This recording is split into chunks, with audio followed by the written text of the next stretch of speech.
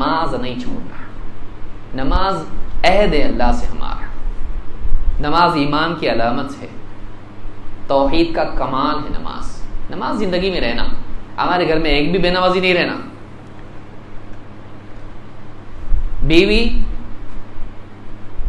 सुबह उठती, लेट आंख खुली, 15 मिनट बाकी है कज़ा होने के लिए, नमाज का वक्त निकलने के लिए, लेकिन शौहर को ऑफिस जाना है और गुड्डू स्कूल जाने वाला और बस पम पम करते बाहर खड़ी है। क्या करती हो? अल्लाह माफ़ करने वाला, ये माफ़ नहीं करेंगे। नमाज बर्बाद कर देती, नमाज छोड़ देती, जल्दी जल्दी किसी तरह से मुंह भी नहीं धोए भी, टिफिन बनाती, जल्दी जा, फिर शौहर उसका ये वो प्रेस करना है कपड़े, वो कर, ले आ तू भी जा। शौहर कभी पलट के नहीं पूछता। नमाज उसको भी मालूम है नमाज नहीं पढ़ी, लेकिन उसको मालूम है अब सिचुएशन खराब है, नहीं बोलता है। बाहर से आगे पूछता क्या बना है घर में, कभी पूछता नमाज हुई कि नहीं पूछता कभी। क्या बोलता हो, तू मुझको मत पूछ, मैं तुझको नहीं पूछता। ये पूछा कभी नमाज पढ़ी जोहर की? नहीं पढ़ी। क्यों? आते ही पहले खाना पूछते, खाना नहीं रहा तो जल्लाद, कितना गुस्सा रहता तुम्हारा।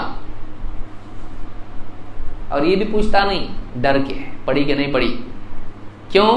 उन पूछती फजर की पढ़े, विटनेस मैं हूं। आप बोल भी नहीं सकता ना, पढ़ा बहुत मालूम है, पूछ रही कहां थे आप फजर में? जोहर में तो बोल सकता, पढ़ लिया मैं बाहर ऑफिस में पढ़ लिया, यहां पढ़ लिया, लेकिन फजर की, फजर का गवाह तू मेरी गवाह, मैं तेरा गवाह। बराबर जानती है। अब वो नमाज पे कभी बीवी को डांट नहीं पाता, बच्चों को डांट नहीं पाता। बच्चों को डांटे तो बच्चे को पढ़ते जाओ, फिर हमको बोलो। बच्चे ऐसा बोलते हैं, बच्चों को नमाज पढ़ता नहीं, नालायक कहीं का, बैठा रहता है, खेलता रहता है, करता है। आप भी तो नहीं पढ़ते, खाली जुमा को आते बोलता वहां। वो भी बराबर बोलता है, बड़ा होने के बाद बराबर बोलता हो।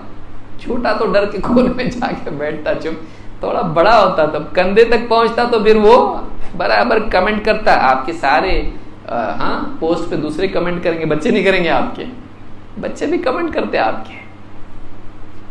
नालायक, जबान दराजी करता है, जा अंदर जा।